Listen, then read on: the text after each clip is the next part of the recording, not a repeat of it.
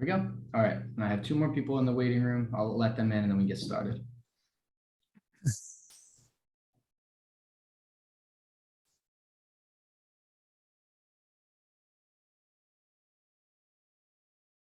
All right. To those of you who have just joined us, just so you know, this meeting is being recorded, and I'm just going to recap what I've said so far. Hopefully, this discussion is, as it's named, it's a discussion. Hopefully, it's not too much of a lecture or even like a webinar format. I want everything to be as meaningful as possible as we go along here. So, my name is Connor. Thank you for joining me for today's men's health discussion. Even if you're not a man or you don't identify as such, this could be still useful info, useful topics to talk about, where you can use this information to advocate for those that you care about in your life that might deal with some of these more specialized health issues. A lot of the things that we do talk about are going to be pretty generalizable, but also some other things are going to be specific. So hopefully it's useful in that regard to everybody. All right, so we will get started. I'm definitely still admitting people. So if I take a second in between points, please forgive me. I'll just be admitting people from the waiting room. So I think a good place to start is just to check the facts on men's health. These 5 topics right here are the main health concerns that men deal with on a daily basis, or not daily basis, and a population aspect. Heart disease, stroke, suicide, type 2 diabetes, and cancer are 5 of the biggest health risks that men deal with.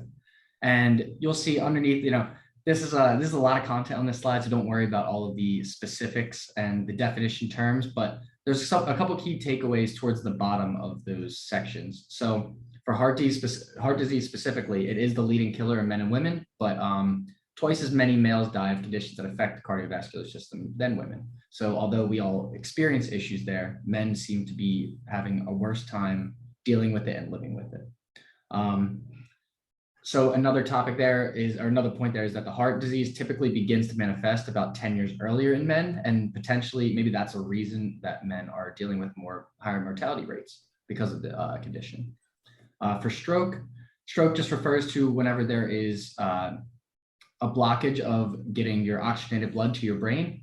Prominent risk factor there is hypertension, and I know that based on the Western diet, a lot of men specifically deal with hypertensive traits, hypertensive symptoms. So that's something to definitely look out for. Suicide and depression, I kind of put depression there. I kind of made it small, but just because suicide is the big thing of mortality, but depression is seen as kind of like the stepping stone. And as you'll notice at the bottom of the passage there, underdiagnosed depression is believed to be a big culprit for the higher suicide rate in men.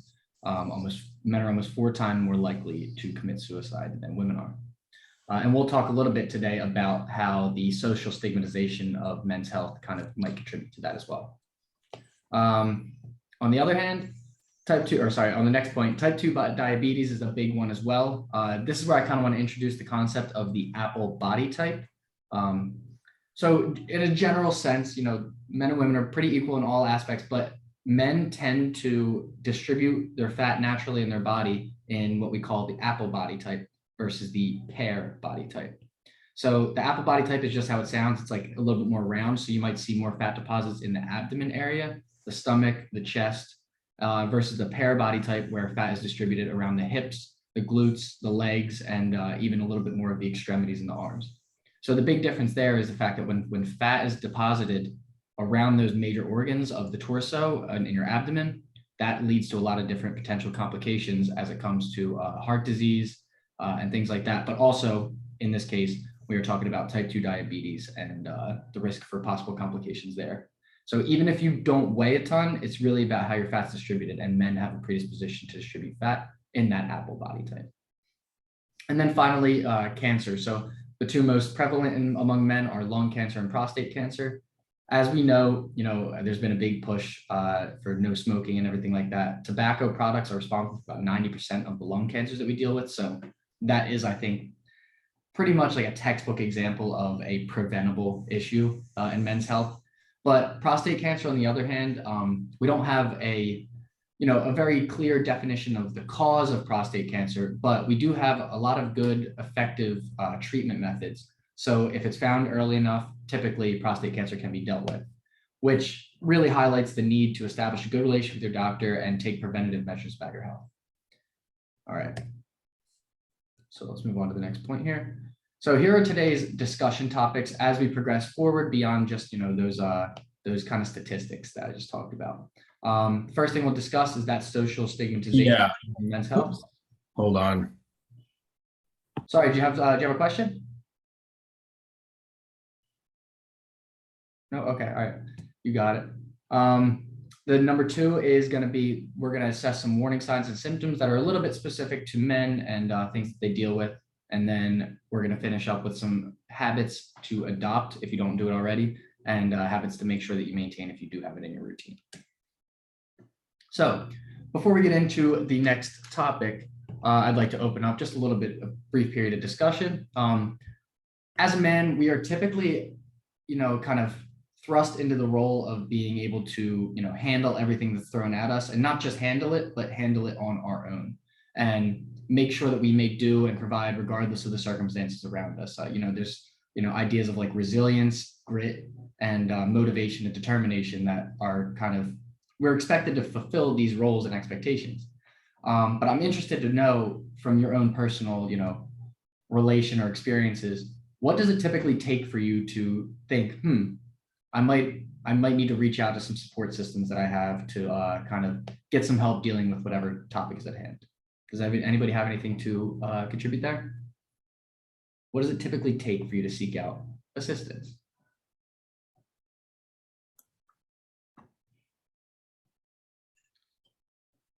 I guess I'll jump in here. Oh, go ahead. Oh, sorry, no, go ahead. Okay, I was just going to say, normally, like for health-related issues, I would say something needs to be not chronic, but it's not something that just comes and goes. Like, I'm not going to go see a doctor unless something sort of lasts for a certain amount of time, because it just seems like a hassle otherwise. And it seems like things just go away on their own. But sometimes I question whether you'd be better off seeing somebody sooner. Yeah, so that's like the idea of like, you don't want to complain about it until it becomes like something real and like super serious. But yeah, like it's bad enough. Yeah, exactly. A lot of the time though, we are faced with that idea though, that if I would have gone to it sooner, maybe it wouldn't have gotten to the place where it becomes a serious issue. So that's definitely a dilemma for sure. Thank you. Javon, you got something to add to? Yeah, I was just going to say, it really depends on what the issue is. There have been, just playing sports.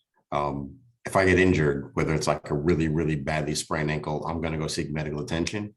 But, different things where if it's like a small skin thing or a cold, if I feel, granted, I could be wrong, but if I feel like in the moment, something that I can manage, I'll just do what I can to use some home remedies or take medicine. But kind of like Evan was just saying, if it gets to the point where it's lingering a little longer than I would like, I'm definitely seeking some medical attention. I'm not going to be overly cautious about doing that. Right. No, I get that. And so it seems like 2 major variables here as we contemplate when we need to reach out for help are going to be like length that the problem persists, and also, I guess, severity / intensity. If we think that something's more of like a surface level issue, then we'd be able to deal with it ourselves. I could be a little off base there, but that's what it sounds like. And I think that pretty much checks out to what is expected of us based on how we are socialized to fill the role as men. And briefly, I forgot to mention this in the beginning. I might use the term man as interchangeable with male at some points in this presentation. I hope not to offend anybody, but that's kind of like an automatic thing in my head. I'm trying to work on that a little bit. But specifically here, as we talk about the socialization, I do definitely intentionally mean to say man. So if you identify as such or, anything like that, typically society wants to put us in the role of a protector or emphasize traits such as like toughness, stoicism, acquisitiveness, which means like being able to strive for money and advancement, and then self-reliance. And I think a lot of these things are amazing traits that we should all be proud to have if we do, and also strive to improve in ourselves. But there is a point where it becomes a point of diminishing returns, where we can only help ourselves so much. And the idea that these professionals exist within their spaces is something that we kind of have to reconcile with and think, I know that I have my body, I know my feelings, I know I might have dealt with this problem in the past and it has gone away, but ultimately there are people that are like significantly more qualified to, actually assess the severity of this situation than I am. We talk about, persistence to the length and then the intensity. Are we always the best judge of how intense our ailments are? So that's a question I would actually like to pose to you. Can you think of any circumstance or an example or an experience where you thought you understood what you were dealing with, you thought that you understood the amount of pain that you were in, and then you actually got help, or you waited a little while and things actually got worse? Can anybody share any example of that?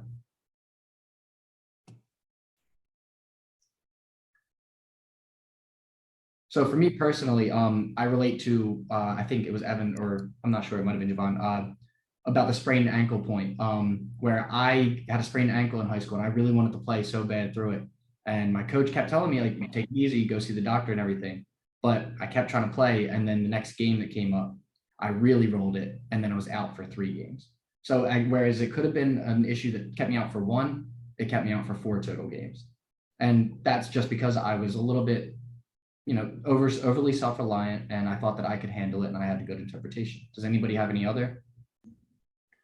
I have an exact parallel to that. I remember being in high school, playing basketball, coming down with a rebound, landing on someone's foot, rolling my ankle, and then just kept playing through it. And I remember walking home that day. I'm like, starting to blow up a little bit. Let me just ice it. And, my mother comes home and she's like, we need to get you to the doctor. And typically, my mom's been like, the caretaker. She will give you like, you spraying a finger. She's going to snap an emery board in half and take your finger up for you. So for her to say, we need to go to the doctor, it's like, all right. So you go to the doctor and he's like, yeah, this is not a sprain. You didn't simply roll it. You broke your ankle. And this is me not realizing after walking home. So I don't think we are often the best judge of the severity at times. Definitely.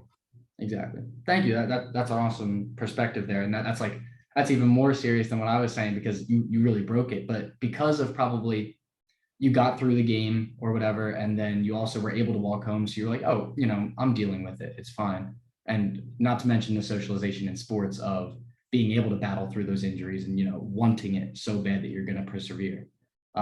These are all things that when stigmatizations are projected upon us, they do affect our behaviors, and that's what becomes unfair. And that's when it becomes dangerous for sure. So that brings us to the real quantifiable impact of something as simple as a little bit of some peer pressure, honestly. Once we internalize the expectations, that's when we, start to be potentially affected by what those expectations imply for our outcomes. So overall, self-reported health behaviors in men are found to be, way more prevalent self-reported health behaviors in females are much more prevalent, but men report to be of better health. And those are self-reports. So it's not just like a doctor who says that they're in better health. Men just think that they're in better health. And whether or not that's because men think that they are resilient and they ignore things when they are problems, that's definitely possible. But the fact is that men are doing less work for their health, but claiming to be better off. So there's definitely a cognitive dissonance there. And also the stats would reflect so. So men have a 5-year lower life expectancy than women. We are more likely to, less likely to engage in prevention and seek healthcare. So just like one of us said, I think it was Evan, only 3 out of 5 men get annual physicals, and only 40% go to the doctor when they think that 40% only go to the doctor when they think there's already a serious medical condition. And a lot of the time, that is the time when it's a little bit too late to do something. So we want to make sure that we get a little bit more proactive about how we handle our health and how we assess what our condition is relative to where we should be. And not to skip over this at all, but mental health concerns, about 6 million men experience depression every year, but only about 11.3% seek help for such feelings.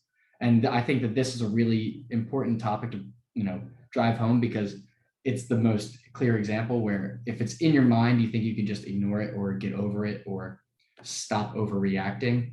Whereas the reality of the situation is that a lot of the time you do need help from somebody, somebody that's actually really qualified, has good education, has experience dealing with the problems that you have and are experiencing. It's not really about how tough you are when you're dealing with a problem that you're not qualified to handle.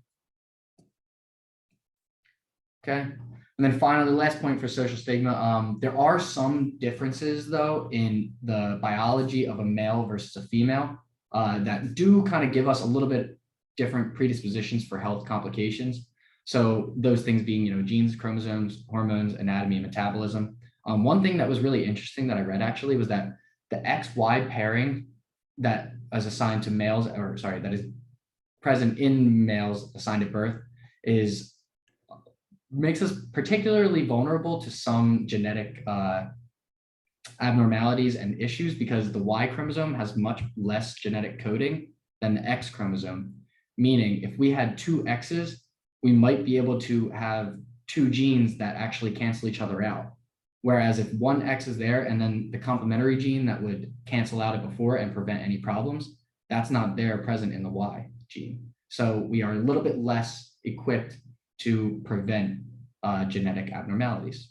And then, some used to believe that testosterone would contribute to heart problems. That's not really clear-cut supported by science, but testosterone may contribute to risk-taking and aggressive tendencies. And a lot of people are also, I'm sure a lot of people can relate. When men deal with problems, a lot of the time they like shell up and deal with it on their own, whereas like women tend to reach out. And I know I'm speaking in heavy generalizations here. We're talking stereotypically. And that is very much because of the way that men are believed to be, and men are believed to perform better on their own. So these are types of things that we want to make sure that we keep an eye out for and we move past as we move forward. So that brings us to the second section here, warning signs and symptoms. So how do you become aware of something? And on top of that, I think another question to add is, what is the difference between your awareness and willingness to act? So we already talked a little bit about this and how it's about intensity and longevity, but generally, what makes you aware that something is a problem? Like what lets you know, I need to go get help for this? Like, what are some of the cues that you get?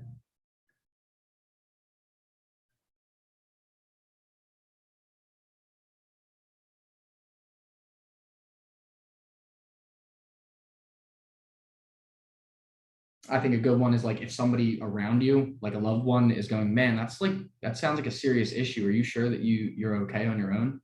I get a lot of that. So I like to shoulder things on my own for sure. That's definitely what I typically do. But I try to be receptive to when those people around me notice that it is affecting, how I'm interacting with them. If I'm starting to get a little grouchy because I'm overwhelmed, that's definitely kind of a common thing for me. Does anybody else have anything like that? It's a persistent problem. It's not going away that quickly. Yeah, definitely about the timing of it. Does this count as an answer? My wife? I think so, because that's what I have in mind. My girlfriend is always like, hey, like maybe you need to go like take a break for a little while. I'm like, oh yeah, maybe you're right. So yeah, definitely the wife. That's a good one. Okay. So yeah, I mean, I just think that it's important, like wherever you find these signals, wherever you kind of get these cues from, it's important to be receptive and open to it. Because like I said, we're not, just because we are in our body doesn't mean that we are experts to how our body works or what our true condition is. That's why these professionals exist. Definitely. So here are some general warning signs and symptoms to be on the lookout for. If you see any of these 10 things and you've noticed that they are persistent issues, and that's where like kind of we are a little bit on the right track. I'm not going to say we're baseless in our approach. A lot of the time, yeah, little things come up, they come and go. You make sure that you rest a little bit if you have like a sore ankle from a workout, or you did something that you're not typically doing. But it is when things become a little bit more chronic that you want to take a step back, assess what the right avenues might be to deal with that thing, and then go ahead from there. So if you have been noticing any of these 10 things going on, you want to make sure that you maybe reach out to your primary care physician. I'll leave it on here for a second if you want to take a picture or jot any of those down. I think a lot of the time people think that like shortness of breath is a normal thing. It's not really supposed to be normal. So it might be a sign that you should go get that checked out. Also, frequent fatigue. That is a really hard one because I think as a man too, you're expected to be productive, and you don't even want to tell people that you're feeling tired because you don't want to feel weak. You don't want to feel like you're not pulling your weight. But ultimately, it could be a sign of something more serious going on behind the scenes that you can't control. It's not just a choice. All right, and then as we're drafting our healthcare team, I like to think about it like a draft because it's really as important as the people that you're going to choose to put on the field to represent you guys on Sundays. I know I only have 9 people here, so maybe it's a little bit more applicable to baseball. But these aren't ranked in terms of importance or anything, but they are kind of just make sure that you get that primary care physician, you have a good relationship with that doctor, because they're going to be the ones that notice if things are wrong that you might not be able to know, because you're dealing with your body every day. But then some of the other more specialized healthcare professionals are also on there. Some things you might not always think of. I mean, I know I've never been to a gastroenterologist, but I know that it's super important. Nephrologists, eye doctors, even psychologists.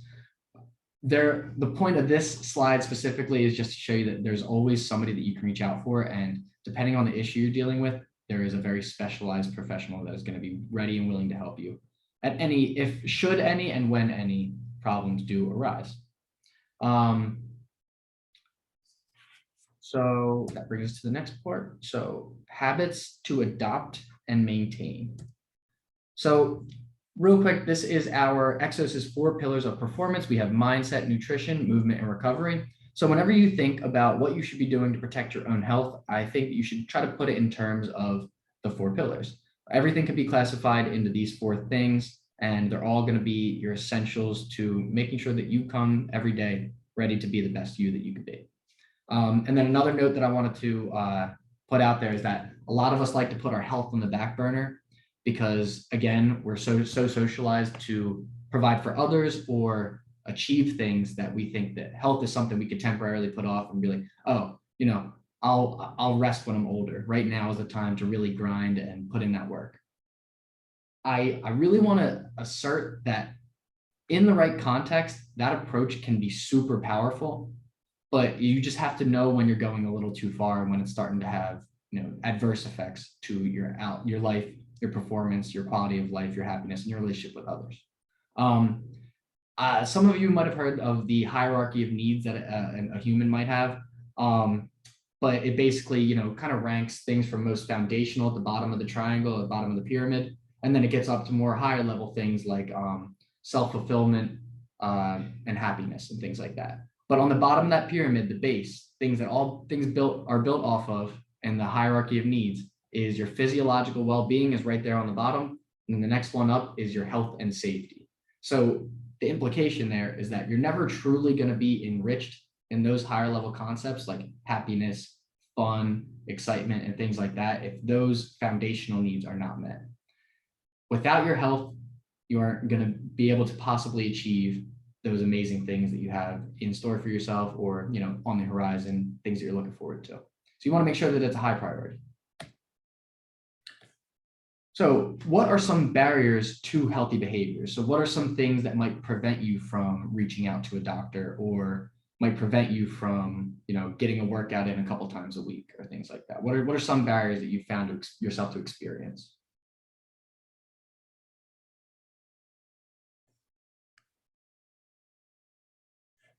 I know the most common one I ever hear is time. People just saying they straight up don't have enough time to kind of take care of their health.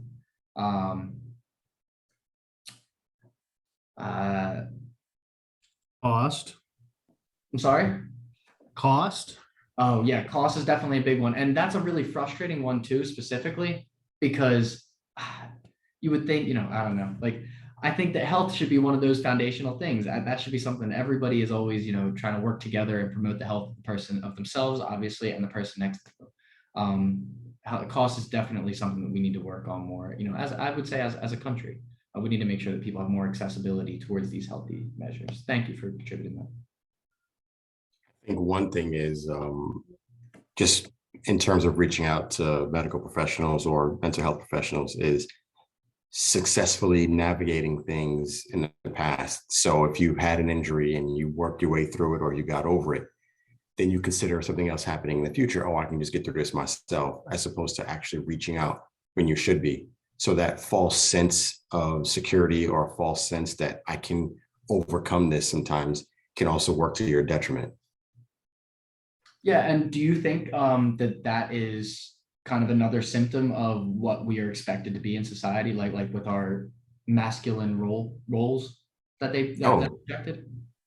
absolutely. We're told, all things being equal, most of us are told from a very young age, you fall down, get up, rub some dirt on it, don't cry, you're fine. Or, you got to push through this, or you got to overcome this, or we're told who we have to be. We're fed this fallacy that we always have to be in control. We always have to be able to overcome.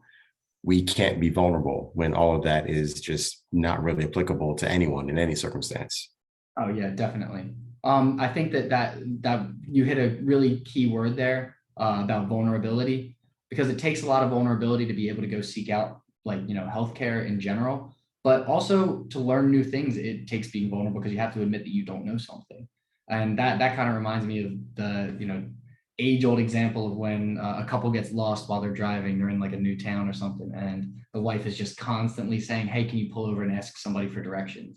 And the husband swears he's going to figure it out. He knows what to do. He knows how to get there. But ultimately, they just spend a long time driving around, getting lost and more lost. I think that's a really good analogy for how we treat our health sometimes, because we think that, oh, I dealt with a sprained ankle before, I know I can rehab this knee. It's got to be the same stuff, right? When ultimately there are different doctors that specialize with the knee and the ankle. There's always going to be somebody that knows a little bit more of you, and it actually says more about, or better things about you, that you're willing to ask for help in those times, because that means when it comes time for you to be an expert at what you do, you would want them to reach out to you as well. It's all about sharing the burdens with the community, for sure. Does anybody have any other examples? So by the way, we are going to be finishing up here soon. Just so everybody knows, please send your first and last name in the chat here, so we make sure that you're accounted for your participation in today's meeting. We are going to move on though.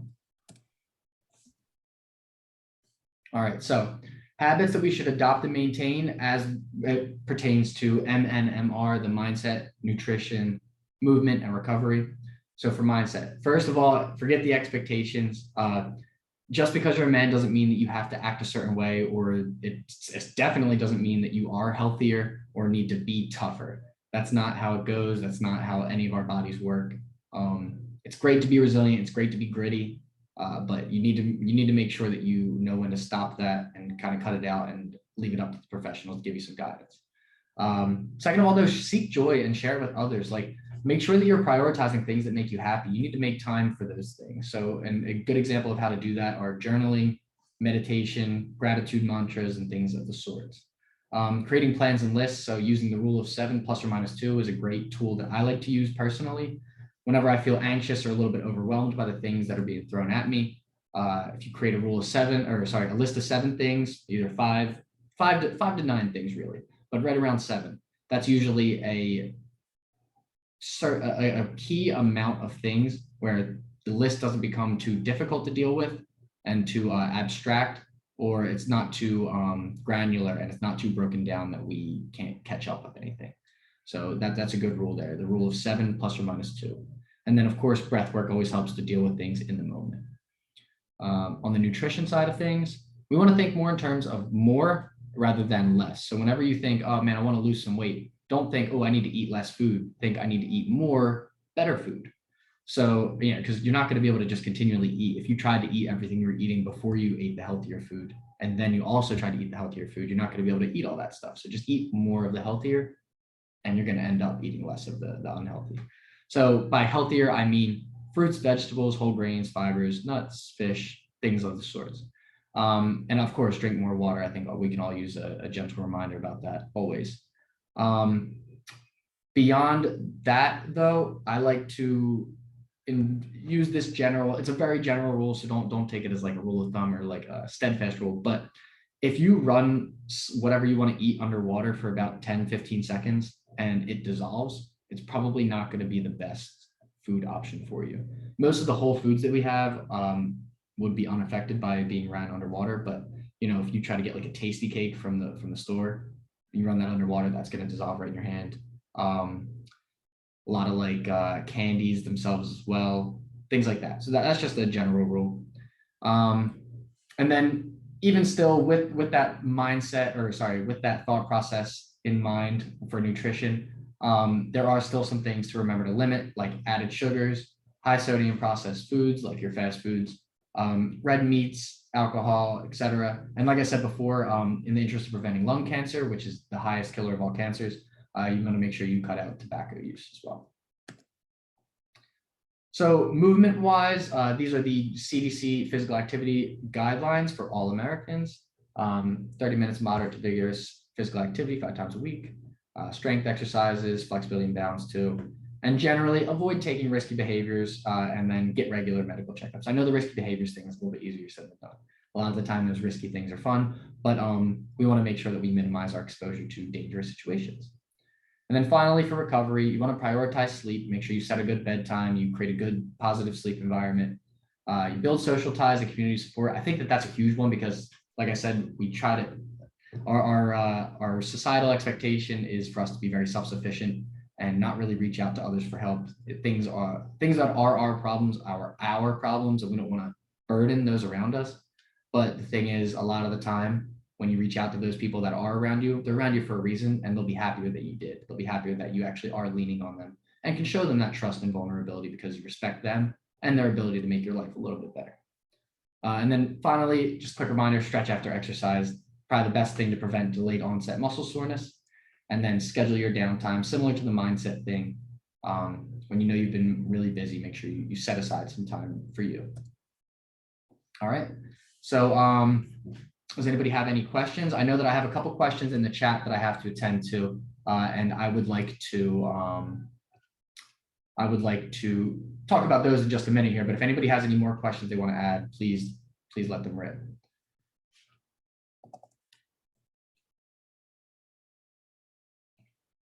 You can ask it verbally or in the chat, your call.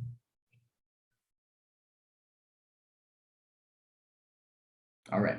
So if you think of one at any point, just let me know, and I will begin going over some of the questions that I have in the chat. So how can we maintain bone mass as we age and HIIT exercise becomes less frequent or even beyond our diminishing abilities?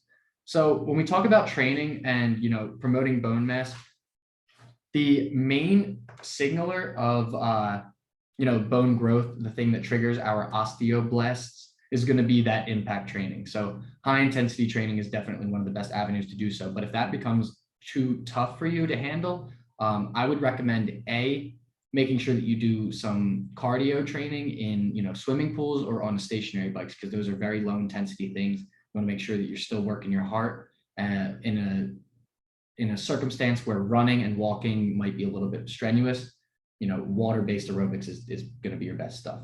But specifically to train for improved bone mass, stick to your resistance training, make things very slow and controlled, and minimize those impacts. So you could still do things like squats. It might not feel great on your joints initially when you start to get into your routine, but as long as you are taking it easy and managing your workload, so it's not too much at once, your body will start to adapt. Your bones will be a little bit more tolerant of the extra stress being placed on them. And when I say resistance training, I just mean really anything where you're really challenging your body to deal with extra weight being loaded. You can use machines, but free weights and lever systems like our hammer machine that's in our fitness center here, they have been shown to have a little bit better results when it comes to bone mass, just because of the instability that's provided from using those exercise techniques. And in general, when it comes to like between workouts, you want to make sure that you are resting and everything like that. The rest is crucial because rest sets the ceiling for how high you can perform the next day. Next question is going to be the impact of alcohol on men as they get older. Beer versus hard liquor versus wine. Is any of them better than the other? So I would say that no alcohol is going to be better than the other. All alcohols are going to have some negative effects. I mean, if you think about it, it's like micro poison.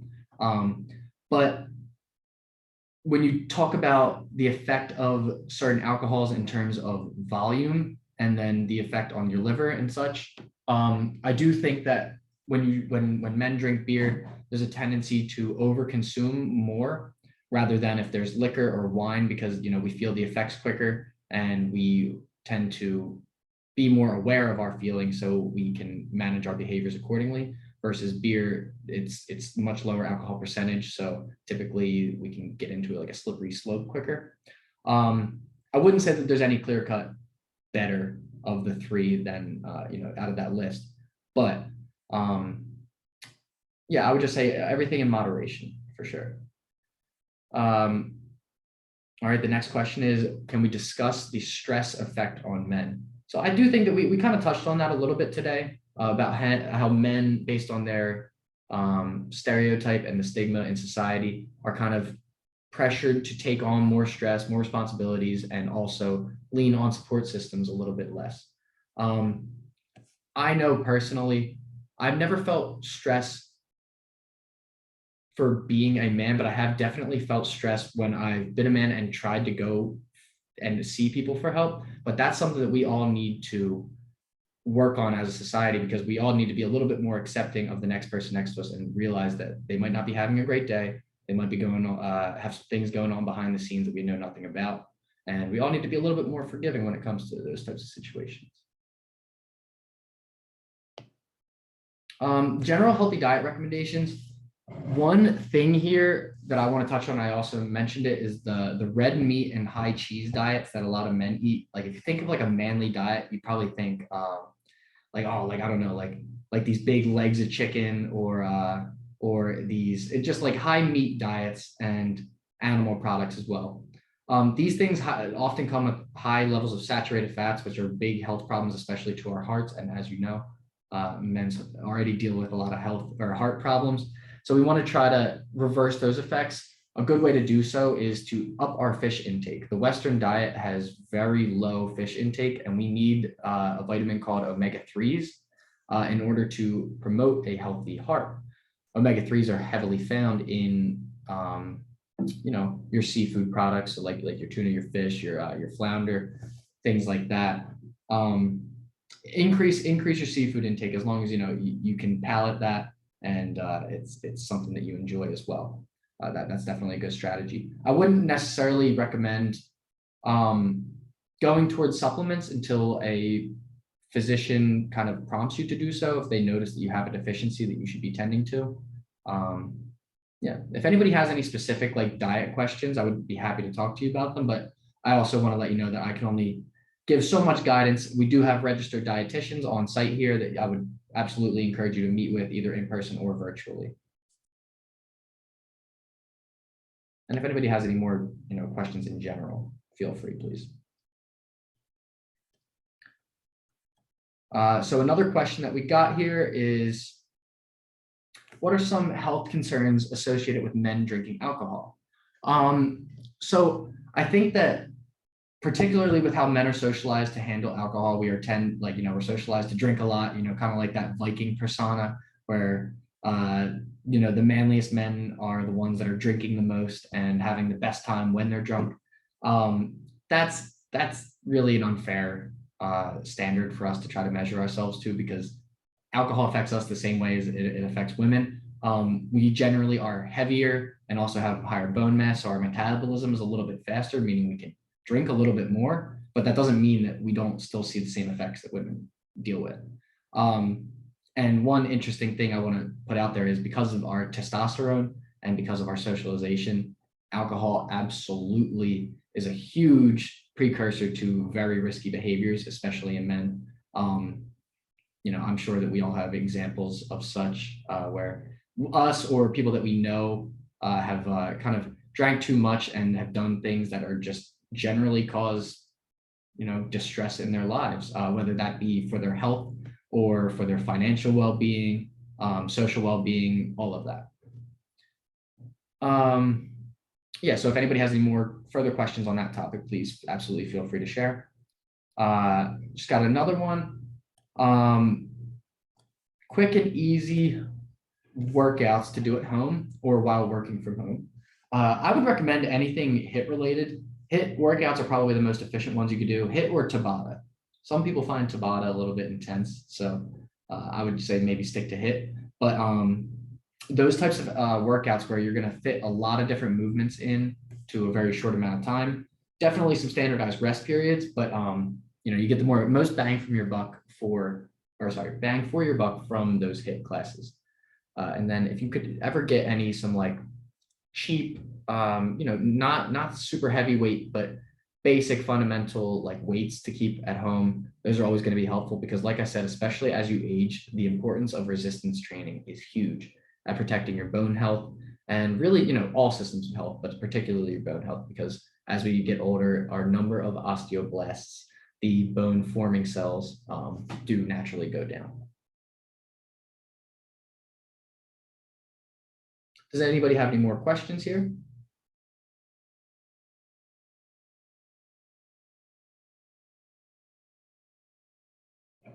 Okay, move on to the last slide that we got. So our big takeaways here, things that I want you to make sure that you leave this this discussion with in the front of your mind, so you can at least kind of translate some of it into actionable steps. In order to improve men's health, we have to first eliminate the expectations which result in dangerous over individuality. It's very easy for us to say, oh, we don't hold men to these standards. We don't stereotype men. We don't do yada, yada, yada. We don't necessarily even feel these stereotypes, but it's important to try to become aware of where these things become prevalent in our lives, like in sports and like our tendency to kind of shoulder things on our own, to not reach out for help. It's great to be independent. It's great to be self-sufficient. It's great to be resilient, but a lot of the time, these things have limits where they start to become adverse to our lifestyles. Number 2, staying vigilant for warning signs, and when something comes up, seek out relevant support systems. So, those 10 points that I said earlier, definitely keep an eye out for those things if they stick around and they become a little bit of a chronic issue for you. But ultimately, you just got to kind of be in tune with your own body a little bit. You give yourself the time of day to actually assess how you're feeling, rather than just saying, okay, I'm waking up, I'm alive, so I got to go do what I got to do. It's not really fair. It's not really a fair expectation to project onto yourself. And another thing I want to add to that actually is, even when things don't seem wrong, it's still important to take those steps for prevention.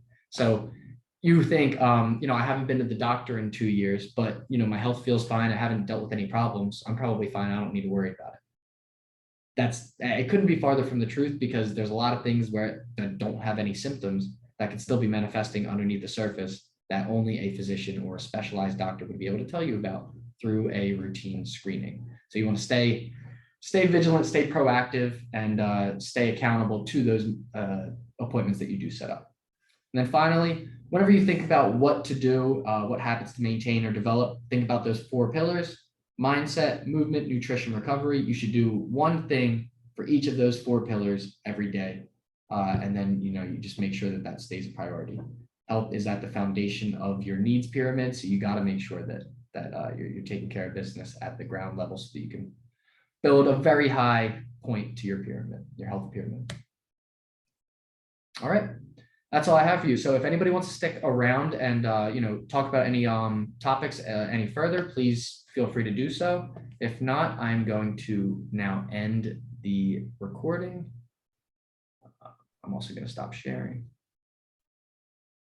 I'll end the recording in just a moment here.